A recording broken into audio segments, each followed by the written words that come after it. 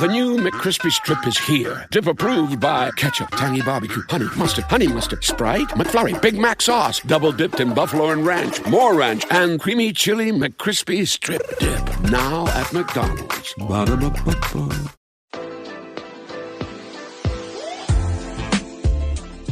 Thank you all for joining us for another episode of Behind the Mic, powered by Revolt Podcast Network. I'm your host, Wise Grisette, RPN Community Manager, and y'all know it, podcast enthusiast. Y'all can find me on Instagram and Twitter, formerly known as X, at The Real Wise, that's W-I-Z-E.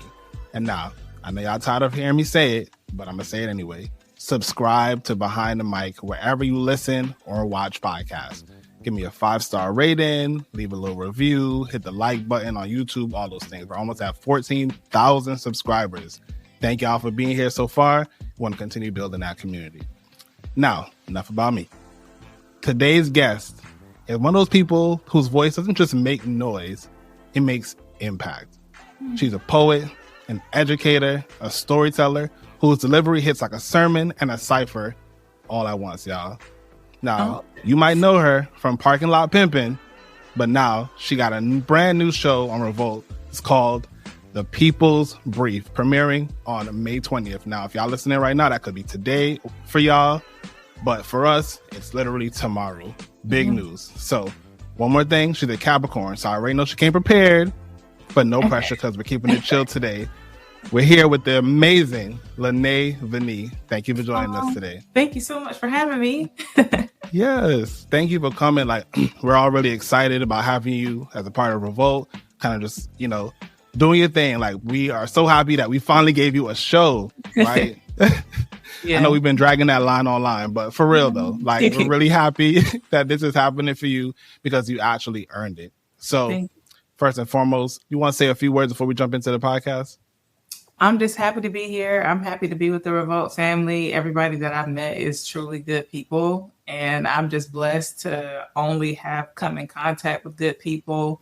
But it's not a joke. I can't overstate that enough. Everybody has been so welcoming and caring and just down to do whatever I want to do. So I'm grateful to be part of the family. Yes. Amen. Okay. I'm here for it.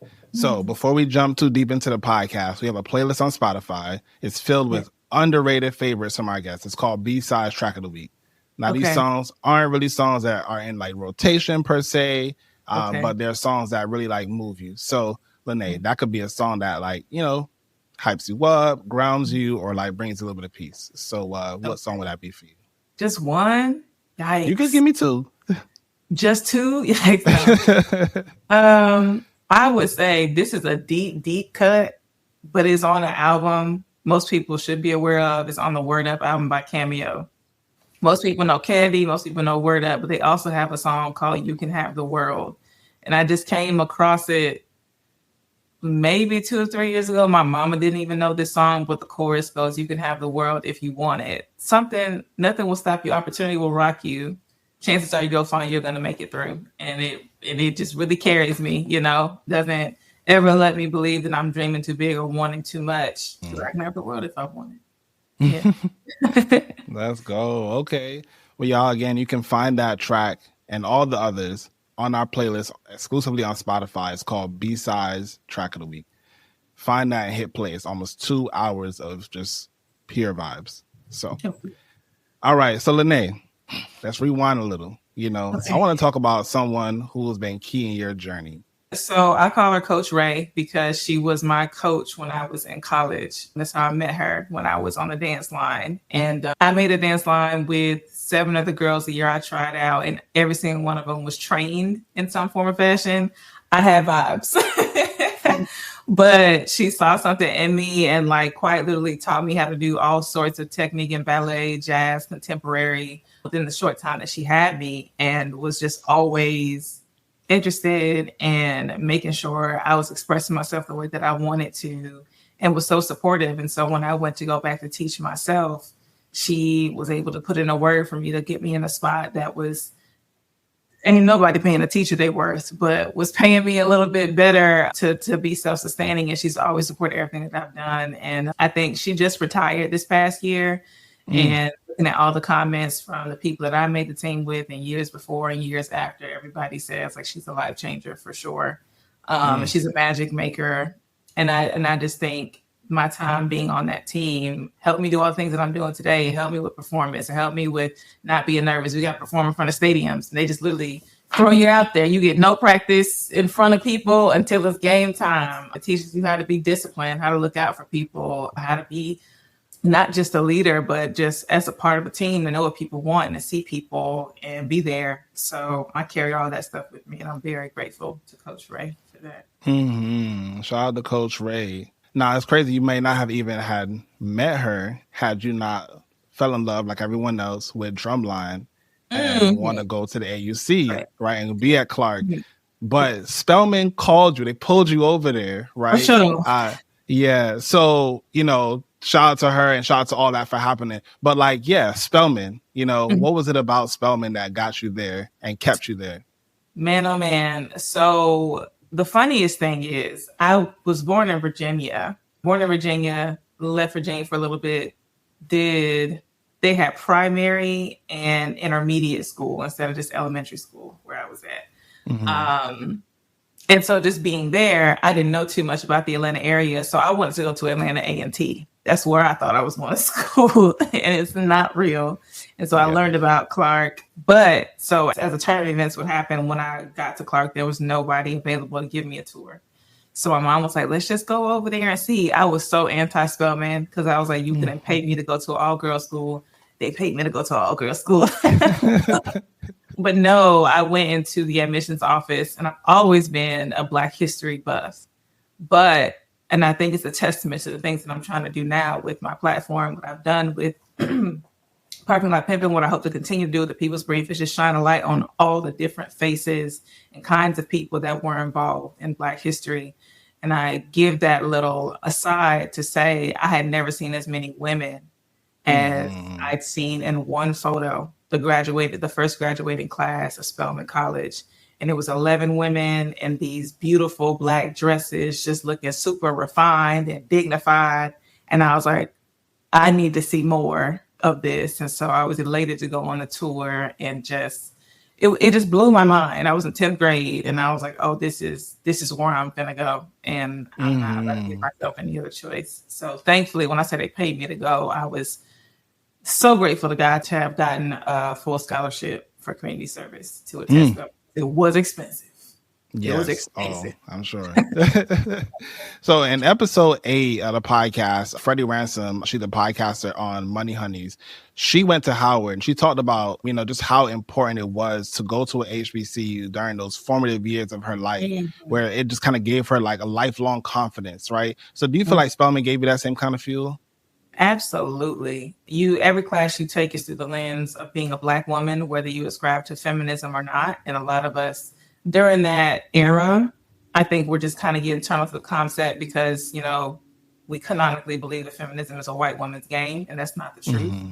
But I say that to say being in that context really affirms you and rids you of a lot of the expectations that you are to make yourself smaller or that you're supposed to acclimate or assimilate. And after having left, I understood it all the more. But I actually had teachers when I was in high school telling me that HBCU wasn't the best idea for me, or that I shouldn't go to an all-girls school, or likely that I just wouldn't get in, but discouraging me to go because that's not the real world. But, after my process there, I realized HBCUs are so important because we should not be teaching Black kids how to just plug themselves into the real world. We need to teach them how to change it and how to disrupt it. And that's what I learned going to Spelman.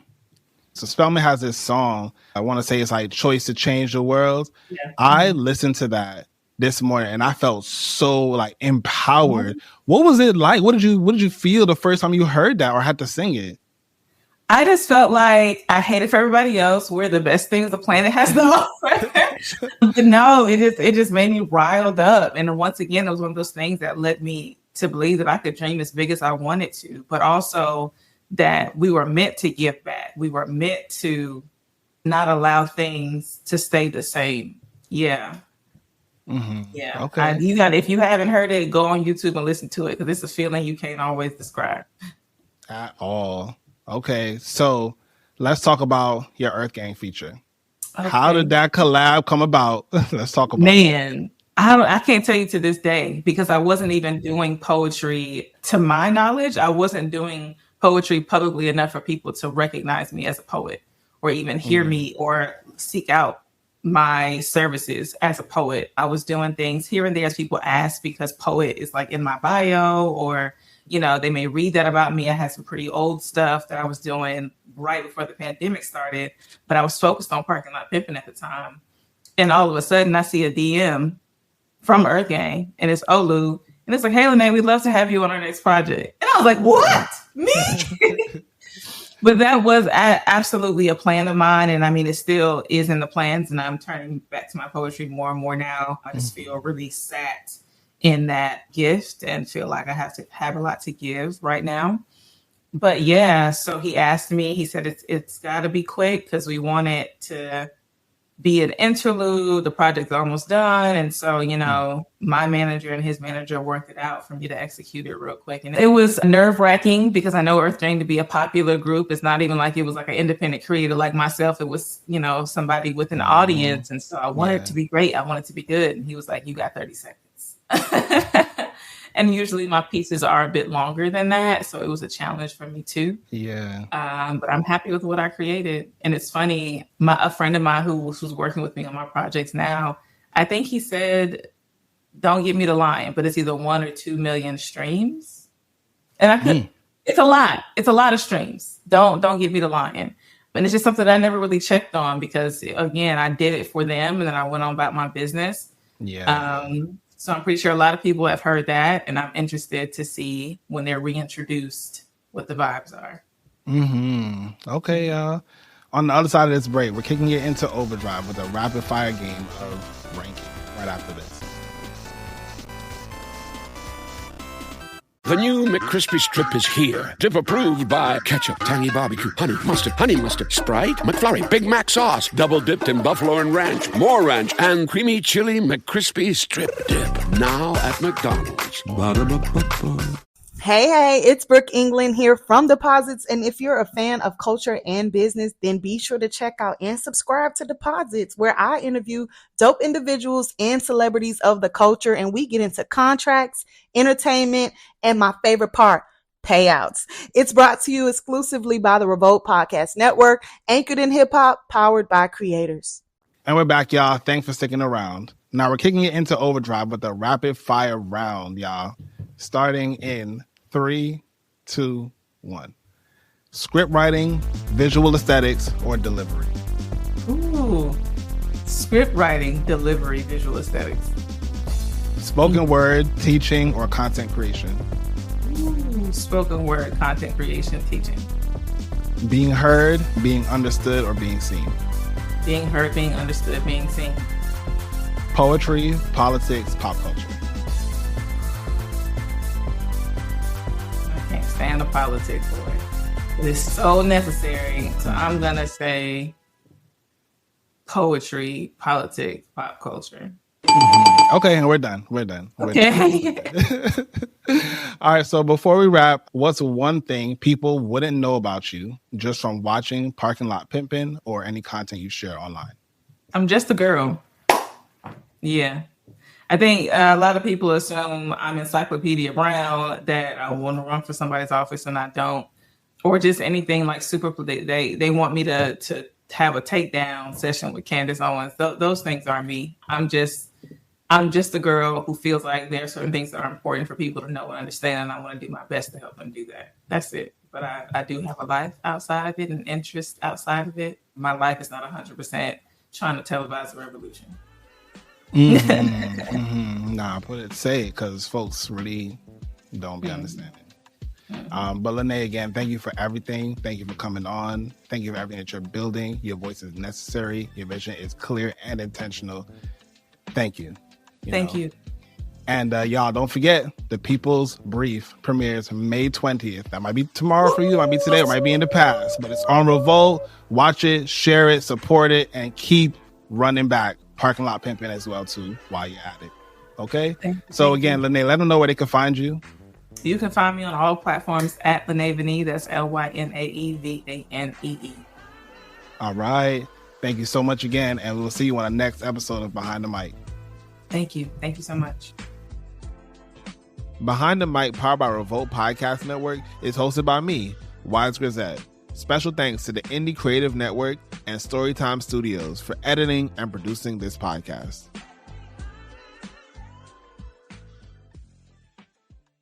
McCrispy strips are now at McDonald's. Tender, juicy, and its own sauce. Would you look at that? Well, you can't see it, but trust me, it looks delicious. New McCrispy strips, now at McDonald's. Ba-da-ba-ba-ba.